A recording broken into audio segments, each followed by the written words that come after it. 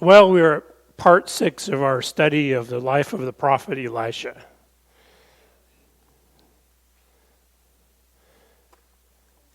Today's sermon is titled The Enemy General, and we'll be looking at 2 Kings chapter 5.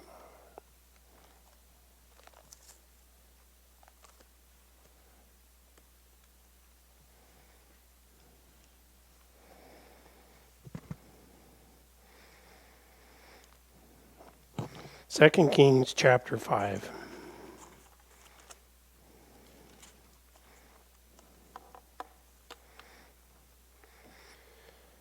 Now Naaman was commander of the army of the king of Aram. He was a great man in the sight of his master and highly regarded, because through him the Lord had given victory to Aram. He was a valiant soldier, but he had leprosy. Now bands from Aram had gone out and taken captive a young girl from Israel, and she served Naaman's wife.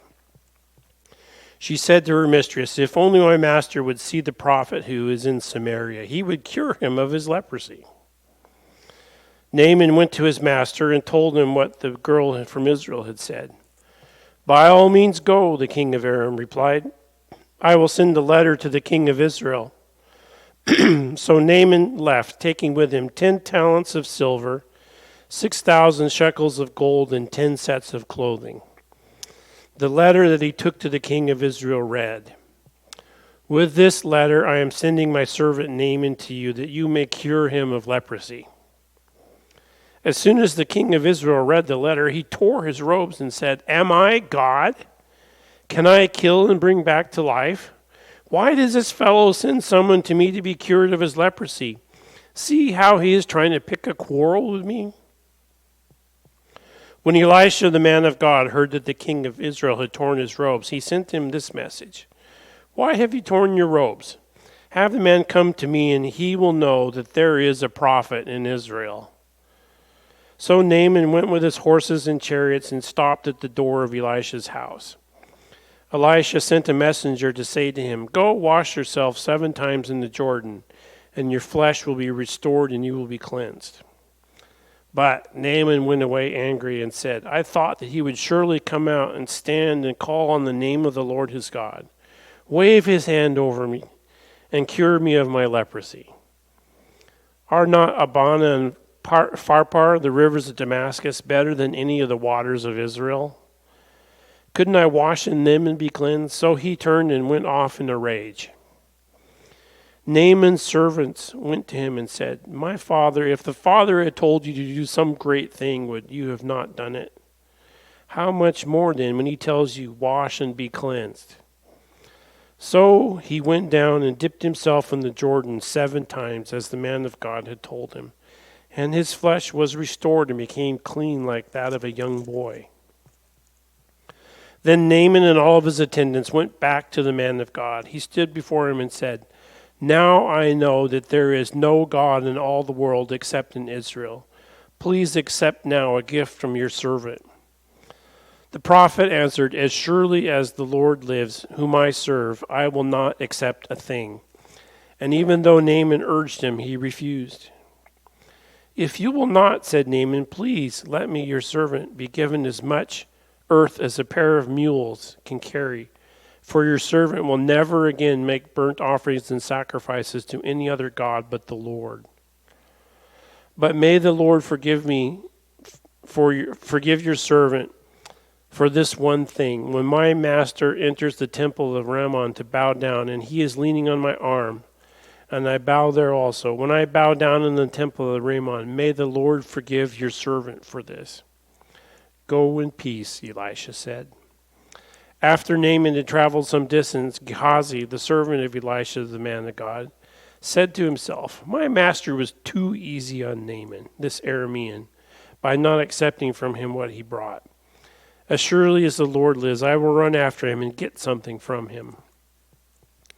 So Gehazi hurried after Naaman. When Naaman saw him running toward him, he got down from the chariot to meet him. "Is everything all right?" he asked. "Everything is all right," Gehazi answered. "My master sent me to say, 2 young men from the company of prophets have just come to me from the hill country of Ephraim. Please give them a talent of silver and 2 sets of clothing." "By all means, take 2 talents," said Naaman. He urged Gehazi to accept them, and then tied up the bags of silver in 2 bags with 2 sets of clothing. He gave them to 2 of his servants, and they carried them ahead of Gehazi. When Gehazi came to the hill, he took the things from the servants and put them away in the house. He sent the men away, and they left, and then he went in and stood before his master Elisha. "Where have you been, Gehazi?" Elisha asked. "Your servant didn't go anywhere," Gehazi answered. But Elisha said to him, "Was not my spirit with you when the man got down from his chariot to meet you? Is this the time to take money or to accept clothes, olive groves, vineyards, flocks, herds, or men servants and maiden servants? Naaman's leprosy will cling to you and your descendants forever." Then Gehazi went from Elisha's presence, and he was leprous, as white as snow. Let's pray. Dear God, I thank you for your word that we read from today. Some parts are hard to understand. I pray you would open our minds and help us to understand. But thank you for these words and the examples that we see from the Old Testament in the life of Elisha. In Jesus' name, amen.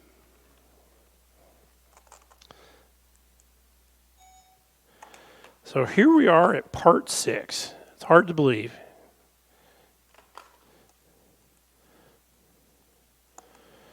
The kingdom of Aram, Damascus, was to the northeast of the northern kingdom of Israel, mostly what we call Syria today.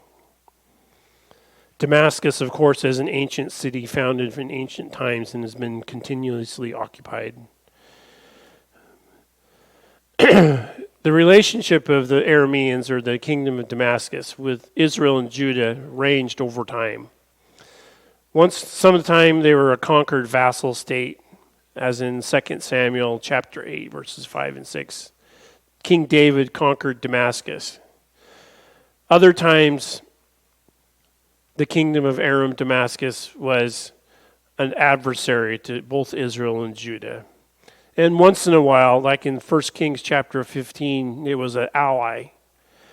As is the case with most of the countries around Israel, sometimes they were neighbors, sometimes they were allies, sometimes they're enemies. You never know what your neighbors are going to be like from one year to the next in the Middle East. At the time of the events that we're studying today, there was no active war between Israel and Aram, but there was only an uneasy truce between King Joram of Israel and King Ben-Hadad of Damascus. Ben-Hadad's commander of the army was this man named Naaman. He was a great and successful war leader, a valiant soldier, it says, but he had leprosy. There's a footnote in my Bible, and probably in yours as well, that says something like, not necessarily leprosy. It was a word for a great variety of skin diseases. So it doesn't necessarily mean that this man had Hansen's disease, the leprosy that we know today. It was a general term for skin diseases, just like our English word for rash. That can mean anything from chicken pox to allergies to all kinds. Even poisonings can cause rashes. So when you say, I have a rash, that doesn't really specify what it is. The same for the Hebrew word used for leprosy. However, if Naaman did indeed suffer from Hansen's disease, it was a horrifying death sentence. Hansen's disease or leprosy causes nerve damage, and especially in your peripheral nervous system, like your fingers. So you lose your sense of touch, and then that means you injure yourself because you can't feel anything. People with leprosy in the third world country, they burn their fingers when they turn off their little candle or lamps at night because they can't feel anything. And then those injuries, they cause infections. So it just cascades and your body just kind of breaks down and disintegrates almost over the course of time. Over a long time. So if you have leprosy, you suffer for a long time. And although leprosy is not very contagious, and it's been treatable since 1950. Its horrible disfiguring symptoms cause people who catch it to be shunned from society and expelled. Even today, there are leper colonies, even though leprosy is treatable now. So that's Naaman's problem. But a funny thing happened. He had a young girl in his household, an Israelite girl who had been taken in a raid in one of the periodic wars and battles between Aram and Israel. She wound up as a slave in Naaman's household and served his wife as a maidservant. And rather amazingly, this slave girl in a foreign nation, taken from her family and having to work for somebody else, has advice for the wife of Naaman. Your husband ought to go see the prophet in Samaria and get cured of his leprosy. Can you imagine that? Can you imagine being a slave taken in a war and you have advice for your master and mistress? You ought to go to Israel to take care of this leprosy. She had complete faith in Elisha that he would be able to heal her owner. Isn't that amazing? Naaman took the advice seriously and went to the king, Ben-Hadad, for a diplomatic letter of introduction. That would hopefully guarantee safe passage across the uneasy border between Aram and Israel. Naaman also took along some tribute or gifts for Elisha. 750 pounds of silver. At Thursday's silver prices, when I looked it up, that's worth about $220,000. And on top of that, he took 150 pounds of gold. That's worth about $4 million, along with 10 clothes of probably pretty fancy clothing, 10 sets of clothing.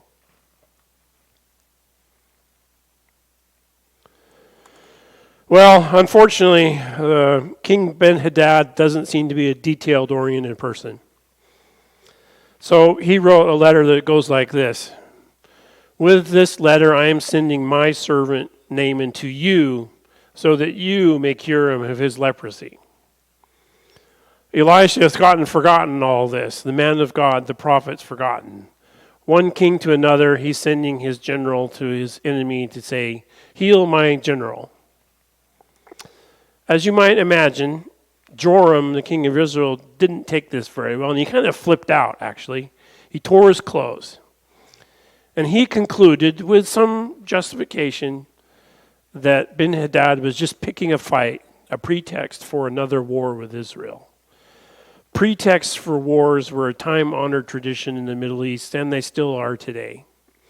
You just make up something and you start a war as an excuse.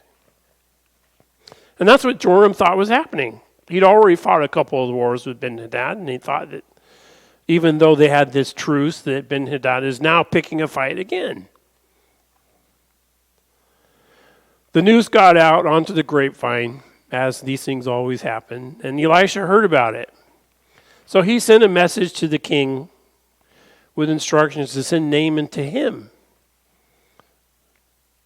And in Elisha's words, the reason were so that he will know that there is a prophet in Israel, so that Naaman, this foreign enemy king, will know that there is a prophet in Israel.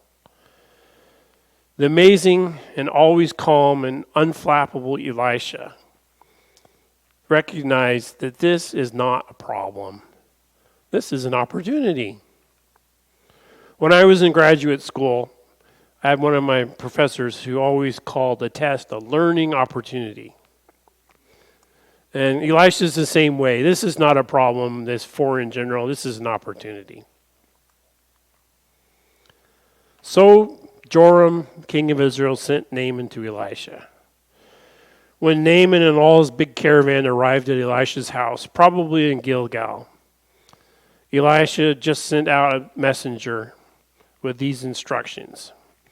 Go wash yourselves 7 times in the Jordan, and your flesh will be restored and you will be cleansed.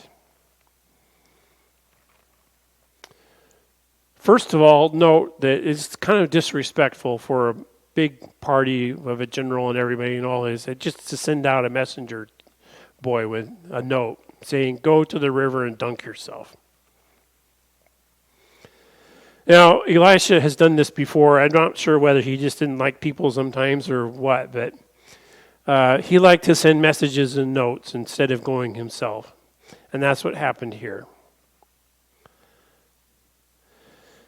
Another thing is typical about Elisha, he is never impressed by any VIP that shows up at his door. Remember, not even when the 3 kings showed up at his tent in Edom asking for help, he showed them absolutely no respect. He was not impressed by 3 kings. He's not impressed by a general from another country. Well, as you might understand, Naaman was furious. And justifiably so, because of the disrespect and the nonsensical instructions. Bev, you've been to the Jordan River. How clean was the water? Yeah. All the times I've been to Israel, the Jordan River looks pretty muddy and pretty icky. I would not want to take a bath in the Jordan River. And when I was baptized in Israel, I was baptized in the Sea of Galilee, which seemed a whole lot cleaner than the Jordan River. And the baptismal sites on the Jordan River are absolute madhouses of tourists from all over the world coming there. We were there at the Orthodox Easter. So there was a gigantic influx of Orthodox Christians from the Middle East who had come to be baptized. So it was crazy. And that water was really nasty looking, I'll tell you. But that's what Elisha told Naaman, go dunk yourself 7 times in the Jordan River. And Naaman says, this is stupid, I'm going home. But as he was headed toward home, probably to start another war with Israel, his own men attempted to reason with him. At least try what Elisha had prescribed for your leprosy. If he had told you to do some great thing, some quest, climb a mountain, you would have done it. If he just says, go dunk in the water, go dunk in the water. And he listened to his men, and he did. So he traveled the few miles between Gilgal and the Jordan River, and he bathed 7 times. That's a key word because that's ceremonial washing for Jews. You bathe 7 times, that's a ceremonial washing. And lo and behold, it says, his flesh was restored, became clean like that of a young boy. That is a miracle because leprosy leaves you disfigured and blotched and shriveled and all that stuff. And it says he was completely restored.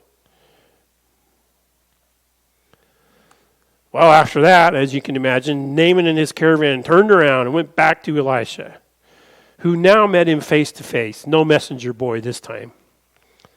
But despite all of Naaman's urging, Elisha absolutely refused to accept even a single dime of the $20 million of gold and silver and clothing that Naaman had brought.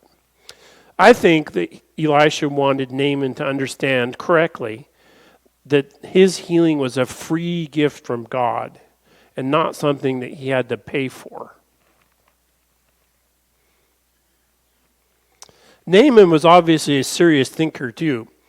He perceived the ramifications of his healing, and he had 2 requests.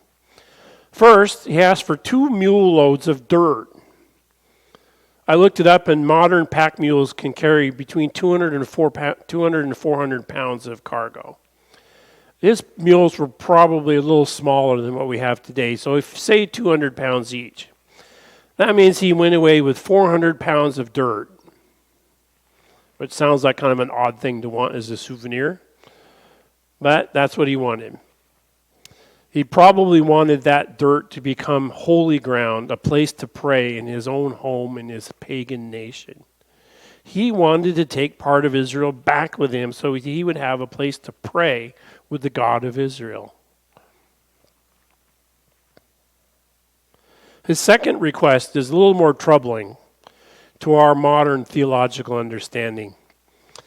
He asked for forgiveness when when he had to enter pagan temples as part of his military duties. In such temples, he was expected to bow down like everybody else. There's a hint here that Ben-Hadad is getting older and leaned on Naaman, his top general, at official functions. And with the king leaning on you, it's impossible not to bow when the king bows. So Naaman feels like he's stuck. He doesn't want to bow to what he now knows is a false god, but his position requires him to help the king. And so he asks for forgiveness in advance. I'm not bowing to worship. I'm bowing because it's my job. In short, Naaman wanted to become something like what's called a crypto Jew, a secret worshiper of Yahweh in his own pagan Aramean society. Crypto Jews are those, especially in the Middle Ages, who have pretended to convert to either Christianity or Islam at certain times in history in certain places in the world, such as the period of the Inquisition in Spain. They practiced and do in these days, they practice a sham worship of the religion of the society they're in public. But they practice their traditional Judaism in private. For most of the Christian era, we have understood what Naaman wanted to do was incorrect. As Jesus said in Matthew chapter 10, verses 32 through 33, whoever acknowledges me before men, I will also acknowledge him before my Father in heaven. But whoever disowns me before men, I will disown him before my Father in heaven. Our Christian understanding from the very beginning of the Christian church was that we don't hide our faith and we don't pretend to be something else. But I find it very, very intriguing that Elisha's answer is just go in peace. Elisha doesn't try to straighten him out. It doesn't try to explain what he's doing is what he wants to do is wrong. He just says, go in peace. Happy ending, right? Well, this is another one of those stories where the ending is not so happy. We come to the dark side of this encounter with the enemy general. As Naaman joyfully headed for home back to Damascus, Gehazi, fuming inside, he decided to engage in a little side business and hit Naaman up for something before he's out of town. He caught up to the caravan before it had gone too far and concocted this lie about, oh, these guys have come in from the country and now Elisha needs some money. And he asked Naaman for 75 pounds of silver worth $22,000 and 2 sets of clothes. He doesn't have the ambition to get the whole $20 million worth, just a little bit of it. Well, Naaman happily gave him double the silver and the 2 sets of clothes and ordered 2 of his servants to carry it all back. After Gehazi had hidden his loot, he went back to wait on Elisha. But his master had a tough question. Where have you been, Gehazi? And Gehazi answered with another lie, that he hadn't been anywhere. Have you ever noticed as a parent, when you ask your kids, where have you been? And they say, nowhere. I haven't been anywhere. That almost always means that they've been somewhere and it's somewhere they shouldn't have been, right? Well, Elisha is not fooled by this lie. In fact, he says, this is not the time for lands and gold and wealth and flocks. And because you have wanted what Naaman had, you get to have what Naaman had. Naaman's leprosy will cling to you and your descendants forever. And Gehazi instantly turned white as snow. And that's an interesting fact because one of the symptoms of Hansen's disease, modern leprosy, is that it's called hypopigmentation. Your skin turns pale and blotches. What this says that all of Gehazi's skin became leprous instantly and he turned white.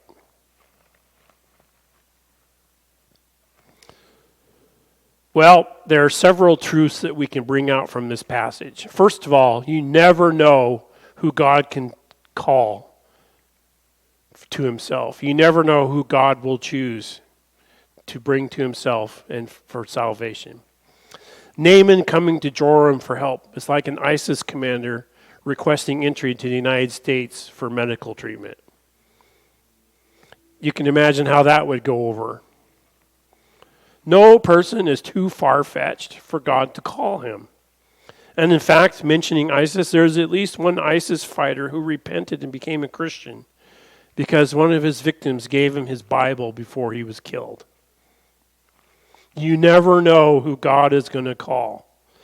And we cannot make judgments about who God is allowed to call.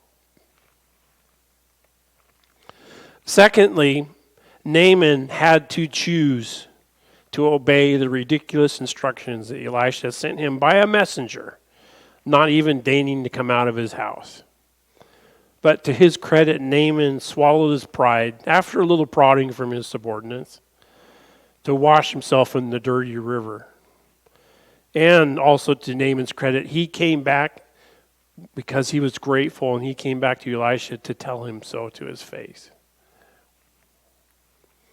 Thirdly, and probably the most troubling thing in the passage that we are studying today, is that Elisha did not criticize Naaman for wanting to keep his new faith in Yahweh secret from his king. If nothing else, this cautions us from looking down on others of lesser faith than our own. Paul the Apostle alluded to something similar in Romans 14, verse 1. He said, "Accept him whose faith is weak without passing judgment on disputable matters." And this is not to say that idol worship is a disputable matter. What we have to be very careful is that we do not criticize each other over disagreements. And for whatever reason, Elisha did not choose to criticize Naaman for wanting to keep his new faith secret from his king and his society. And fourthly, we come again to the hapless Gehazi, Elisha's servant, as a negative example of materialism. First, he violated one of the 10 Commandments because he coveted the tribute that Naaman had brought. And then he lied when violated another one of the commandments, first to Naaman and then to Elisha. He wanted the stuff. And I have to admit, $22,000, that's always kind of handy, right? 150 pounds of silver. But he paid a price as well. He received the silver that Naaman had brought, and he received the leprosy that Naaman had brought.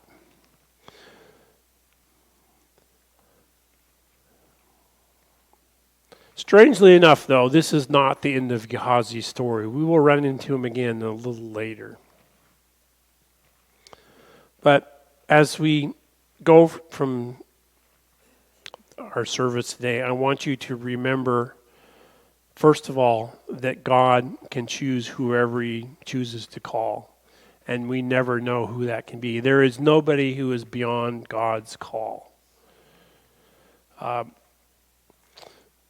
Some years ago,